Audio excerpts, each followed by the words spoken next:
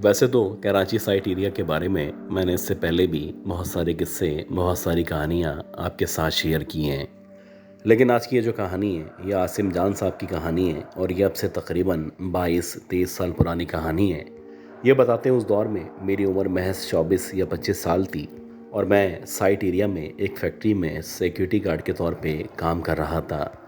Basically मेरे जो duty hours थे वो दिन के औकात में थे और आमतौर पे सुबह 8 से रात 8 तक काम करने के बाद मैं वापस अपने घर मंगो पीर की तरफ रवाना हो जाया करता था। रात में एक और गार्ड था जो सिक्योरिटी गार्ड के तौर पे काम किया करता था, लेकिन एकदम से देखते ही देखते उसकी तबीयत ख़राब होना शुरू हुई और फिर उसने कुछ दिनों के बाद रात में काम करने से या काम करने से माजरत कर ली। अब क्योंकि मुझे इस फैक्ट्री के अंदर काम करते करते काफ़ी टाइम गुजर चुका था, तो यहाँ के जो मालिकान थे उन्होंने मुझसे रिक्वेस्ट की कि अगर हो सके तो रात 8 से सुबह 8 तक की ड्यूटी तुम यहाँ पे कर लो। अगर तुम रात की ड्यूटी करोगे तो तुम्हारे 5,000 रुपये तुम्हारी तनख्वाह में इजाफी तुम्हें दिए जाएंगे। अब से अगर आप 20-22 साल पुरानी बात करें और 5,000 का जिक्र सुने तो सुनते ही आपके कान खड़े हो जाते हैं और आप हर वो काम करने को तैयार हो जाते हैं जो कि बज़ाहिर मुश्किल लगा करता है। अब ऐसा क्यों कहा गया था, इसके पीछे क्या रीज़न्स थे, ये या तो अल्लाह जानता था या फिर मालिकान जानते थे। खैर, मैंने इस ऑफ़र को ठुकराना बेहतर नहीं समझा। मैंने उसी रात से अपनी ड्यूटी की कमान संभाली और फिर मैं रात में भी फैक्ट्री में रुकने और सोने लगा।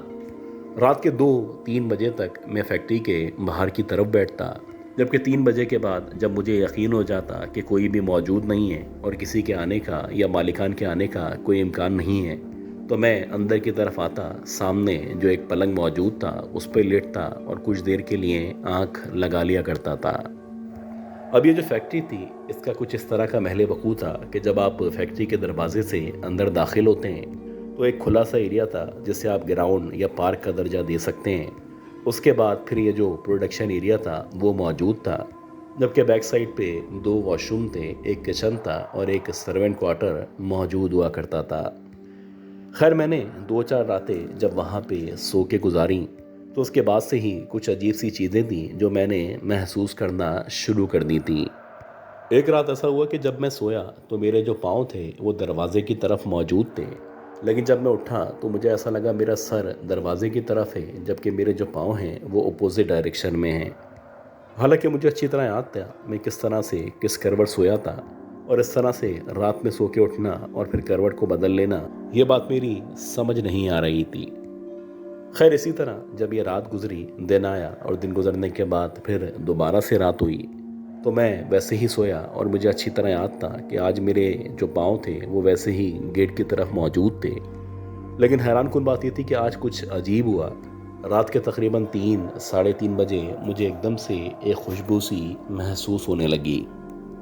ऐसा लग रहा था जैसे किसी ने बहुत ज़्यादा तेज़ खुशबू लगा रखी है, और जिसने भी खुशबू लगा रखी है एक तो वो मुझे दिखाई नहीं दे रहा है और दूसरी बात यह है कि जब वो इधर उधर का चक्कर लगाता है तो मुझे एकदम से खुशबू के आने का एहसास हुआ करता है। कभी ये खुशबू लेफ़्ट साइड से, कभी राइट साइड से और कभी सामने की तरफ से मुझे महसूस हो रही थी।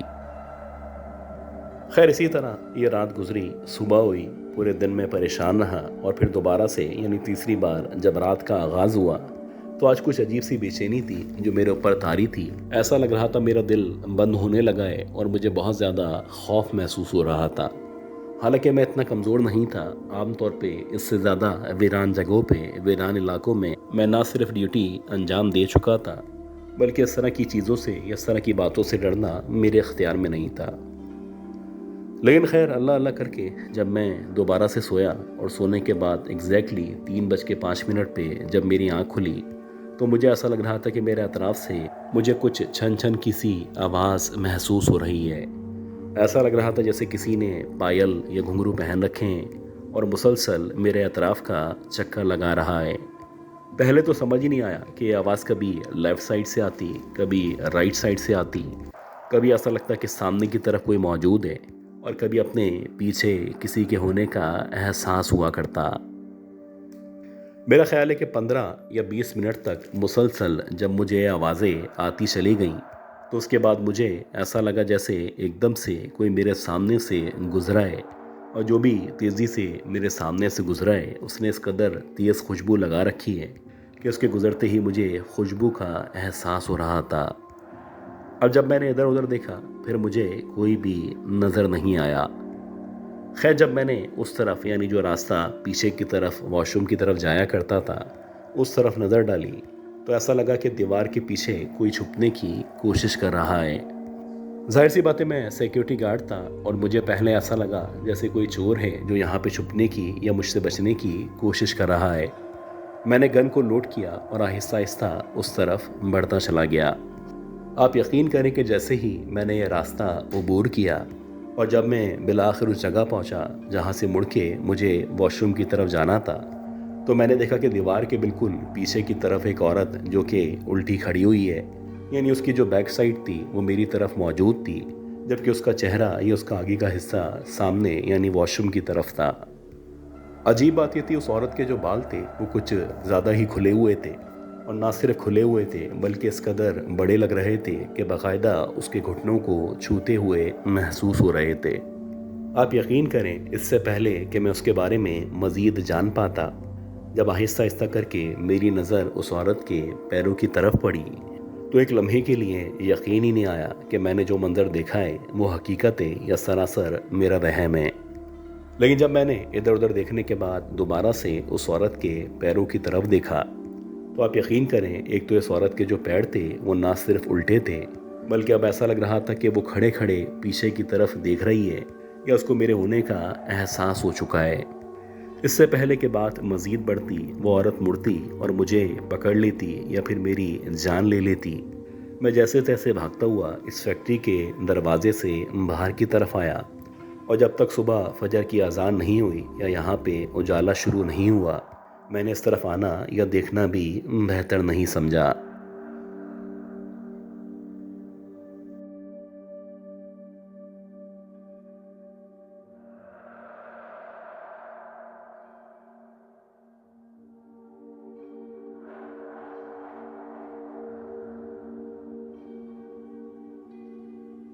यह हमें मिस्टर मुकेश ने भेजी है। इनका ताल्लुक़ इंडिया उत्तर प्रदेश से है। ये बताते हैं कि इनका जो ताल्लुक़ है वो एक बहुत बड़ी ट्रांसपोर्ट कंपनी से है। ये HTV ड्राइविंग लाइसेंस होल्डर हैं और ये आम तौर पे हैवी ट्रैफिक को ड्राइव किया करते हैं। ये बताते हैं कि आम तौर पे मैं ट्रक चलाया करता था, लेकिन कभी कभी जो मेरे मालिक थे वो मुझे बस चलाने का भी कहा करते थे। अब ये मेरी जॉब थी, जाहिर सी बात है मैं ड्राइवर था, गरीब आदमी था, जैसे मालिक कहा करते थे मैं वैसा कर दिया करता था, उनसे कभी भी आर्ग्यूमेंट नहीं करता था। इसी तरह 2013-14 में एक दफ़ा जब मैं किसी विज़िट से या किसी टूर से आया, जैसे ही मैं अपने ऑफिस पहुंचा तो जो मेरे मालिक थे वो सामने खड़े हुए थे। वो कहने लगे मैं तुम्हारा ही इंतज़ार कर रहा था। मैंने उनसे पूछा खैरियत तो है? तो उन्होंने कहा कि मेरे कुछ गेस्ट हैं जो अभी आए हुए हैं दूसरे शहर से और इनको मज़ीद ट्रैवल करना है जहाज़ के ज़रिए, तो तुम इनको रात में एयरपोर्ट छोड़ने चले आना। खैर, जब मैंने उनकी बात सुनी तो जाहिर सी बातें मैं इनकार नहीं कर सकता था। मैंने कहा ठीक है, जैसे आप कहें मैं ऐसा कर लूँगा। और रात के तकरीबन 11 साढ़े 11 बजे का मुझे टाइम दिया गया और मुझे कहा गया कि 11 साढ़े 11 बजे यहाँ पहुँच जाना, इनको 1 बजे तक एयरपोर्ट पहुँचना है। मैं अपने टाइम पे पहुँच गया। इनके सारे गेस्ट गाड़ी में आके बैठ गए और मैंने इनको 1 से 1.5 घंटे के अंदर अंदर एयरपोर्ट पहुँचा दिया। इन लोगों को एयरपोर्ट से उतारने के बाद मैंने सोचा कि मैं पहले खाना वगैरह खा लेता हूँ, लिहाजा मैंने गाड़ी बजाय इसके मैं घर की तरफ लेता होटल की तरफ ले ली। ये जो होटल था ये हाईवे से नज़दीक था और मैंने सबसे पहले जाके खाना खाना शुरू किया। ये बताते हैं खाना खाने के बाद मैं उठा, ट्रक में बैठने लगा और जैसे ही मैं ट्रक पे बैठा तो मैंने देखा कि रोड के ऊपर यानी मेन हाईवे पे एक औरत और एक आदमी खड़े हुए हैं। बज़ाहिर देखने से ऐसा लगता है कि बुज़ुर्ग हैं, बड़ी उम्र के हैं, बड़ी एज है उनकी। खैर, मैंने ट्रक स्टार्ट करने के बाद उनकी तरफ लिया और जैसे ही मैं उनके करीब पहुंचा तो मुझे लिफ्ट का इशारा करने लगे। उनकी जितनी उम्र थी यानी जिस एज के वो थे, उनको देख के आमतौर पे लोग लिफ्ट दे देते हैं, लेकिन मेरे जो मालिक थे उनका मसला ये था, उन्होंने हमें शुरू से सिखाया हुआ था या शुरू से कहा हुआ था कि कभी भी रात के टाइम में किसी को भी लिफ्ट नहीं देनी है। अगर लिफ्ट दी, कोई हादसा हुआ, कोई मसला हुआ या कोई नुकसान हुआ तो उसकी ज़िम्मेदारी आप लोगों की होगी। बहरहाल चाहते हुए भी मैंने उन लोगों को लिफ्ट नहीं दी। उनका जो हाथ का इशारा था उसको इग्नोर करता हुआ मैं हाईवे की तरफ आ गया और मैंने सोचा कि इस रूट से चला जाता हूँ। इस रूट से गुज़र के जो मेरा घर है वो जल्दी आ जाएगा। मैं आहिस्ता आहिस्ता अपनी जो गाड़ी थी वो चला रहा था। हल्के हल्के मैंने गाने चलाए हुए थे और मुझे ऐसा लग रहा था कि अब बारिश होने वाली है। मुझे गाड़ी चलाते हुए 15-20 मिनट ही गुजरे थे कि मुझे ऐसा महसूस होने लगा कि बारिश शुरू हो गई है। और वाकई में ऐसे ही था कि एकदम से शदीद बारिश शुरू हो चुकी थी और ना सिर्फ बारिश हो रही थी बल्कि धुआंधार बारिश थी। जब बारिश इस कदर बढ़ चुकी तो मैंने सोचा कि जो मेरी गाड़ी है उसको साइड में लगा लेता हूँ। कोई जल्दी तो है नहीं, जब बारिश रुकेगी तो यहाँ से गाड़ी लेके चला जाऊँगा। अभी मैं सोच ही रहा था कि मैंने देखा कि इसी रोड पे, जिस रोड से मैं चलता हुआ आ रहा हूँ, सामने की तरफ एक अंकल और एक आंटी खड़े हुए हैं, यानी कि एक बुज़ुर्ग और एक खातून मौजूद हैं। जब मैंने इन पे गौर किया तो ये वही लोग थे जो मुझे अभी पहले नज़र आए थे, जिनको मैंने लिफ्ट देने से इनकार कर दिया था। अब ये मुझे दूसरी दफ़ा नज़र आ रहे थे, जो मेरे लिए हैरान कुन था। लेकिन एक पॉसिबिलिटी ये थी, ये हो सकता है कि किसी ने इनको लिफ्ट दे दी हो और लिफ्ट देने के बाद यहाँ पे उतार दिया हो, इसीलिए ये लोग मुझे दोबारा नज़र आ रहे हैं। मैंने इन लोगों को इग्नोर किया और ना सिर्फ इग्नोर किया, गाड़ी को साइड में लगाया और कुछ देर के लिए खड़ा हो गया। कुछ देर वेट करने के बाद जब बारिश हल्की हुई तो मैंने दोबारा से अपनी गाड़ी को चलाना शुरू किया। मैं आहिस्ता आहिस्ता करके मंजिल की तरफ बढ़ रहा था, अपने घर की तरफ जा रहा था कि एकदम से मुझे महसूस होना शुरू हुआ कि जो मेरी गाड़ी है या जो मेरी बस है, इसकी बैक साइड पे कोई मूवमेंट हो रही है। पहले मैंने इग्नोर किया, मैंने सोचा शायद मेरा वहम होगा। लेकिन कुछ देर बाद दोबारा से आवाज़ आने लगी और ऐसा लगने लगा कोई है जो आगे पीछे मूव हो रहा है। अंधेरा हुआ था। मैंने बैक साइड की जो लाइट्स थी उनको ऑन किया और जैसे ही मैंने बैक साइड की लाइट्स को ऑन किया तो मैंने देखा कि वही अंकल, वही आंटी जो मुझे रास्ते में नज़र आए थे, जिन्होंने मुझसे लिफ्ट मांगी थी, वो मेरी गाड़ी के अंदर बैक साइड पे पीछे वाली सीट्स के ऊपर बैठे हुए हैं। अब ये देख के मैं एकदम शॉक हो गया। मुझे यकीन नहीं आ रहा था ऐसा कैसे हो सकता है। सबसे पहले तो यही इम्प्रेशन आया कि हो सकता है ये चोर हो, जो आमतौर पे इस तरह किया करते हैं, गाड़ी के अंदर दाखिल हो जाते हैं, लूटामारी करते हैं और गाड़ी को छीन के भाग जाते हैं। लिहाजा मैं अलर्ट हो गया। मेरे पास गन मौजूद थी, मैंने वो गन निकाल ली। मैंने गाड़ी साइड में लगाई, लेकिन मैं मुसलसल ऑब्ज़र्व कर रहा था। मेरे ये सब करने के बावजूद भी वो दोनों अपनी जगह से नहीं हिल रहे, बल्कि मुझे मुसलसल देख के मुस्कुरा रहे हैं। खैर, जब मैंने गाड़ी रोकी, गन लेके उनकी तरफ जाने लगा तो मैंने देखा कि एकदम से वो खड़े हुए और दोबारा से मुझे देख के मुस्कुराने लगे। और जब वो दोबारा से मुस्कुराने लगे तो मैंने गुस्से से उनको कहा कि अपनी जगह बैठ जाओ, वरना मैं तुम्हें गोली मार दूंगा।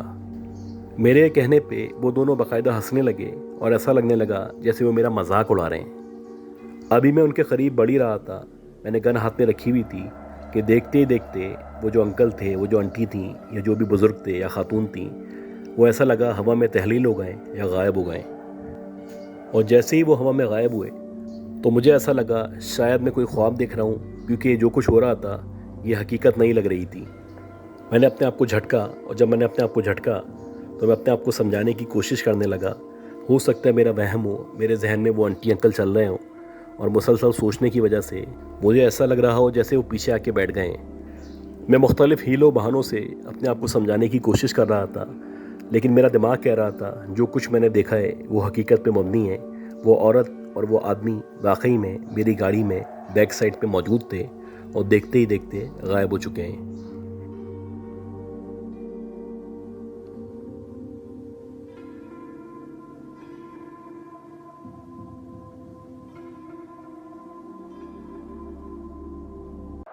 ये मिस हिना ने भेजी है और ये बताती हैं ये नॉर्थ नाज़िमाबाद ब्लॉक जे में रहा करती हैं। जब इन्होंने इंटरमीडिएट किया था तो इंटरमीडिएट करने के बाद यानी 2017-18 में ये तलाश में थी कि इनको कोई जॉब मिल जाए। काफ़ी कोशिश की, कोई जॉब नहीं मिली। तो वहीं पे ही बहुत सारे स्कूल्स बने हुए, तो उनमें से एक स्कूल था, वहाँ पे ये गई, इन्होंने अपनी सीवी ड्रॉप की और लकीली इनको वहाँ से कॉल आ गई। ये बताती हैं कि 2019 के तकरीबन एंड में मैंने उस स्कूल को ज्वाइन किया था और जब मैंने उस स्कूल को ज्वाइन किया था तो मेरे जो फैमिली मेम्बर्स थे, ख़ास तौर पे मेरे एक मामू थे, वो कह रहे थे कि इस स्कूल में मत जाओ, इसके बारे में बहुत सारे किस्से हैं, बहुत सारी कहानियाँ हैं जो मशहूर हैं, बेहतर है कि कहीं और जॉब तलाश करो।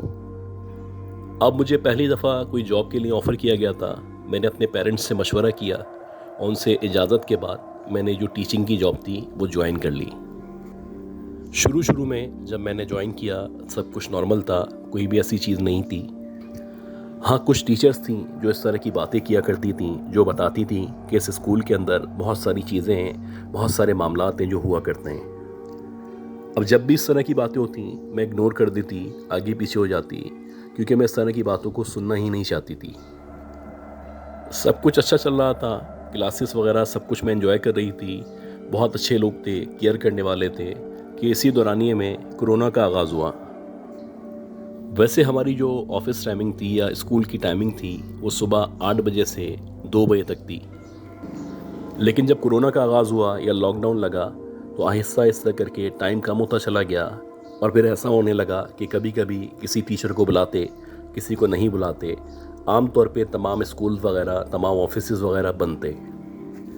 अब ये फरवरी और मार्च की बात करती हैं कि फरवरी और मार्च में जब कोरोना अपने उरूज पे था तो उस वक्त स्कूल की छुट्टियां चल रही थी, जाहिर सी बात है सब बंद था, लेकिन हम लोगों को पेपर्स की तैयारी करनी थी, पेपर्स बनाने थे और उनको ऑनलाइन लेना था।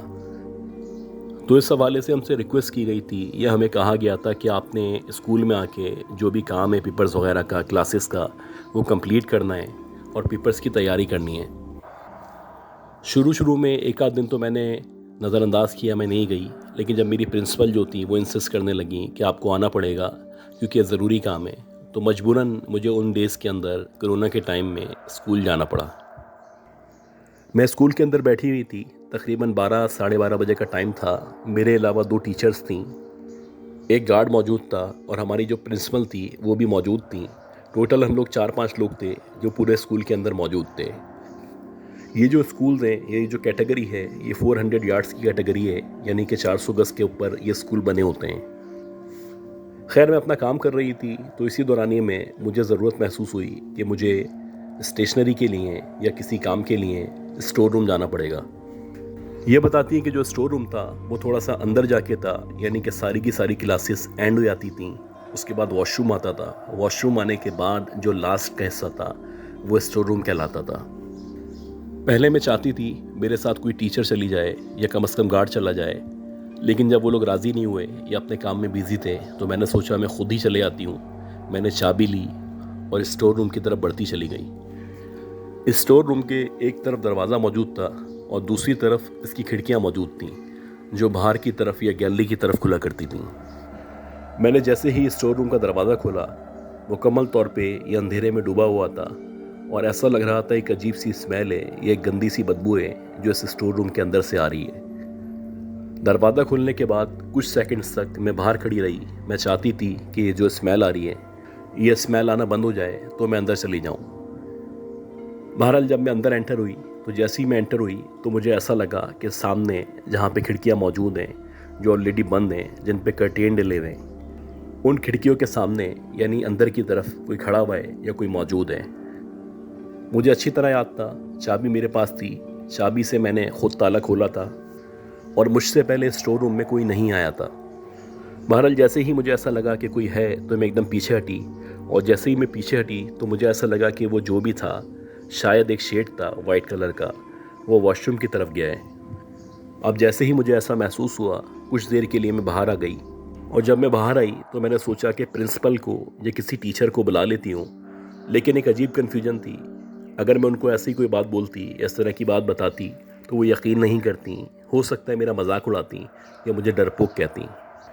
मैंने भी इग्नोर किया। इग्नोर करने के बाद दोबारा स्टोर रूम में आके बैठ गई, लाइट्स ऑन कर ली। मुसलसल जो मेरा काम था वो मैं कर रही थी। आधे पौन घंटे का ये काम था। इस स्टोर रूम में मैं अकेली मौजूद थी। ये बताती कि जब मैं काम कर ही रही थी तो एकदम से मुझे ऐसा लगा या ऐसा महसूस हुआ कि जिस डोर से मैं एंटर हुई हूँ या जहाँ से मैं अंदर आई हूँ, वहाँ पे बैक साइड पे ऐसा लग रहा है कि कोई बार बार आ रहा है या जा रहा है। क्योंकि अगर किसी रूम के दरवाजे के सामने से कोई गुजरे और आपकी पीठ उस दरवाजे की तरफ हो तो आपको रिफ्लेक्शन से पता चलता है कि कोई गुजरा है। मैं कोशिश कर रही थी कि दोबारा इग्नोर कर सकूं, लेकिन जब बार बार ऐसा लगने लगा कि कोई बार बार है जो इस रूम की गेट के सामने से गुजर रहा है या अपनी प्रेजेंस शो कर रहा है, तो मैं पलट के बैठ गई। यानी मेरा जो मुंह था वो गेट की तरफ था, मेरी पीठ खिड़की की तरफ थी। ये बताती है कि जैसे ही मैं पलट के बैठी और दोबारा से अपना काम करने लगी तो एकदम से ऐसा लगा कि कोई है अब जो गेट पे आके खड़ा हो गया है, और ना सिर्फ खड़ा हो गया है बल्कि अंदर की तरफ झांक रहा है। जब मुझे ऐसा लगा तो फ़ौरन से मैंने देखा, और जैसे ही मैंने देखा तो मैंने देखा कि वहाँ पे एक औरत है जो अपना मुंह अंदर की तरफ करके झांक रही है। बज़ाहिर ऐसा लगता है कि उसने शायद साड़ी पहनी हुई है, उसके माथे पे एक बिंदिया लगी हुई है, और ऐसा लग रहा है कि शायद उसकी मांग में सिंदूर भी मौजूद है। उसकी जो शक्ल थी वो बहुत खौफनाक शक्ल थी, बहुत काली शक्ल थी, और ऐसा लग रहा था कि उसके चेहरे पे बहुत सारी झाइयाँ मौजूद हैं। खैर, जैसे ही मैंने उस औरत को देखा तो मैं एकदम चौंक गई, क्योंकि इससे पहले इस स्कूल में जॉब करते हुए मैंने कभी भी इस तरह की औरत को या इस औरत को नहीं देखा था। खैर, जैसे ही मैंने इस औरत को देखा मैं उठ के गेट की तरफ आने लगी, क्योंकि मैं इससे पूछना चाहती थी कि तुम कौन हो, यहाँ पे क्या कर रही हो और कहाँ से आई हो। जैसे ही उठ के मैंने उसकी तरफ चलना शुरू किया, वैसे ही वो जो औरत थी पीछे हटी, और ना सिर्फ पीछे हटी, वॉशरूम की तरफ चली गई। ऐसा लगा जैसे वो वॉशरूम के अंदर गई है। अब मेरी हिम्मत बढ़ी और मुझे यकीन हो चला कि ये जो भी औरत है ये आउटसाइडर है, बाहर से आई है, हो सकता है किसी स्टूडेंट की मदर हो। मैं उसके पीछे पीछे वॉशरूम तक गई। मैंने सोचा कि इसको जाके पकड़ती हूँ या इससे पूछती हूँ कि इस तरह क्यों झाँक रही थी, आप हैं कौन और आप किसके साथ आई हैं। जैसे ही मैं वॉशरूम के अंदर एंटर हुई तो मैंने देखा कि वॉशरूम के सारे गेट खुले हुए हैं, यानी कि वॉशरूम के अंदर कोई भी मौजूद नहीं है। हालांकि कुछ देर पहले मैंने उसको वॉशरूम के अंदर एंटर होते हुए देखा था। ये जो कुछ हुआ था कुछ सेकंड्स के अंदर अंदर हुआ था, बहुत खौफनाक था, डरा देने वाला था, और ये जो कुछ मैंने देखा था ये हकीकत पे मबनी था। खैर, जल्दी से मैंने स्टोर रूम बंद किया, जो भी मेरा काम था वो वहाँ से मैंने उठाया, सामान उठाया और अपने प्रिंसिपल के रूम की तरफ आ गई। जब मैं अपने प्रिंसिपल के रूम की तरफ आई तो वहाँ पे जो टीचर्स वगैरह मौजूद थी उनसे मैंने पूछा कि क्या कोई स्टूडेंट या उसकी मदर आई हैं। वो कहने लगी कि तुम्हारा दिमाग तो ठीक है, आजकल छुट्टियाँ चल रही हैं, बहुत सख्ती है, पॉसिबल ही नहीं है कि कोई स्टूडेंट या उसकी मदर यहाँ पे आएँ। मैंने उनको बताया कि अभी स्टोर रूम के करीब या स्टोर रूम के बाहर और वॉशरूम में मैंने किसी औरत को देखा है। ये सुनने के बाद जो प्रिंसिपल थी वो मुस्कुराने लगी और बाकी जो टीचर्स थी वो मेरा मजाक उड़ाने लगी। कुछ देर मैं खामोश रही। जब मैंने देखा कि वो मुसलसल इग्नोर कर रहे हैं या नज़रअंदाज कर रहे हैं या मेरी बात को सीरियस नहीं ले रहे, तो मैंने भी अपना काम कंप्लीट किया और उसके बाद घर रवाना हो गई। ये बताती हैं कि इसी तरह कुछ दिन मज़ीद गुजर गए। आहिस्ता आहिस्ता करके कोरोना का जो ज़ोर था वो कम होना शुरू हुआ, क्लासेस बहाल होना शुरू हुई। इसी तरह एक दिन था, सारे टीचर्स बैठे हुए थे और सब बारी बारी अपने किस्से सुना रहे थे। तो इन टीचर्स के अंदर जो सबसे सीनियर टीचर थी, जो पिछले तकरीबन 22 साल से इस स्कूल में मौजूद हैं, उन्होंने एक किस्सा सुनाया। उन्होंने बताया कि अब से 5-6 साल पहले जब स्कूल का एनुअल डिनर था तो हम सारे के सारे टीचर्स डिनर में बिजी थे और डिनर से फारिग होते होते तकरीबन रात के 11 बज चुके थे। हमारे टीचर्स के अलावा कोई भी इस स्कूल में मौजूद नहीं था। रात को जब 11 बजे सारे के सारे फ्री हुए और आहिस्ता आहिस्ता बातें करते हुए सारे बाहर की तरफ जा रहे थे, मैं सबसे पहले बाहर आ गई, क्योंकि जो मेरे हस्बैंड थे वो ऑलरेडी बाहर मौजूद थे, मेरा इंतज़ार कर रहे थे। खैर, जैसे ही मैं बाहर आई उनसे मैंने सलाम दुआ की, और सलाम दुआ करने के बाद जब मैं बाइक पे बैठी तो मेरी नज़र स्कूल की छत पे पड़ी। और जब मेरी नज़र स्कूल की छत पे पड़ी तो मैंने देखा कि एक औरत है जिसने वाइट कलर के कपड़े पहने हुए हैं। बज़ाहिर ऐसा लगता है कि कोई साड़ी पहनी हुई है। उसके चेहरे पे यानी कि माथे पे एक बिंदिया मौजूद है और उसकी बालों में सिंदूर मौजूद है। वो छत के ऊपर खड़ी हुई है और मुझे देख के मुस्कुरा रही है। जब उसने मुझे देख के मुस्कुराया तो मैं भी उसको देखने के बाद मुस्कुराने लगी, और मुस्कुराते मुस्कुराते मैं ये सोचने लगी कि आखिर ये कौन औरत है जो छत पे मौजूद है। क्योंकि मैं इतने अरसे से यहाँ पे जॉब कर रही हूँ, जितने भी टीचर्स हैं, जितना भी स्टाफ है, वो सारा का सारा मुझे जानता है, और आज की इस दावत में या इस डिनर में जितने भी लोग आए हुए हैं वो सारे के सारे नीचे ही मौजूद हैं। इसी दौरानिए में जो मेरे हस्बैंड थे वो मुझे देखने लगे। उन्होंने बाइक स्टार्ट की और वो पूछने लगे कि छत की तरफ क्या देख रही हो। जब उन्होंने ये सवाल किया तो उसके जवाब में मैंने कहा कि ये जो औरत छत पे खड़ी हुई है, मैं इसको पहचानने की कोशिश कर रही हूँ, क्योंकि मेरे ख़्याल में मैंने इस औरत को आज से पहले अपने इस स्कूल में नहीं देखा। ये सुनने के बाद जो मेरे हस्बैंड थे वो कहने लगे, तुम किस औरत की बात कर रही हो? मैंने कहा, यही औरत जो सामने ऊपर छत पे खड़ी हुई है। ये सुनने के बाद जो मेरे हस्बैंड थे वो कहने लगे, मुझे डराने की कोशिश कर रही हो? मैंने कहा नहीं, ऐसा तो कुछ नहीं है। तो वो कहने लगे कि भाई छत पे कोई मौजूद नहीं है। हालांकि जब मैं छत पे देख रही थी तो मुझे मुसलसल वो औरत नज़र आ रही थी। ना सिर्फ नज़र आ रही थी बल्कि मुस्कुरा रही थी। ये बताती है कि जब मैंने ये वाक़या सुना जो कि सीनियर टीचर सुना रही थी तो मैं बड़ा हैरान हुई, और मैंने भी उनसे शेयर किया कि इसी तरह की औरत को मैंने स्टोर रूम में या उसके करीब देखा है, जो वॉशरूम की तरफ गई थी और वहाँ जाके गायब हो गई थी। जब हम दोनों ने ये सारे किस्से सुनाए तो उसी दौरानिए में जो प्रिंसिपल थी वो भी एंटर हो गई, और जब प्रिंसिपल एंटर हुई तो वो हमसे पूछने लगी भाई क्या बातें चल रही थी। हम लोगों ने बारी बारी अपने अपने किस्से सुनाए तो जो प्रिंसिपल थी वो कहने लगी कि ऐसा नहीं है कि तुम लोगों ने ही इस औरत को देखा है, मैंने भी अक्सर विटनेस किया है कि इस तरह की एक औरत है जो मुझे नज़र आती है, अक्सर बैक साइड पे नज़र आती है। उसने माथे पे बिंदिया लगाई भी होती है, उसकी मांग में सिंदूर मौजूद होता है। और कहा जाता है कि जब ये स्कूल नहीं था, यहाँ पे रिहाइश मौजूद थी, तो यहाँ पे एक हिंदू फैमिली रहा करती थी। और ये जो हिंदू फैमिली थी उनके घर में एक लड़की थी जिसका नाम पुष्पा था। उसके अपने पेरेंट्स से किसी भी वजह से इख्तलाफात हो गए थे, और जब उसके इख्तलाफात हो गए थे तो उसने ख़ुदकुशी कर ली थी। और इसी वजह से जो उसके घर वाले थे ये घर छोड़ के चले गए थे, और उसके बाद ये जो घर था वो स्कूल में तब्दील हो गया था।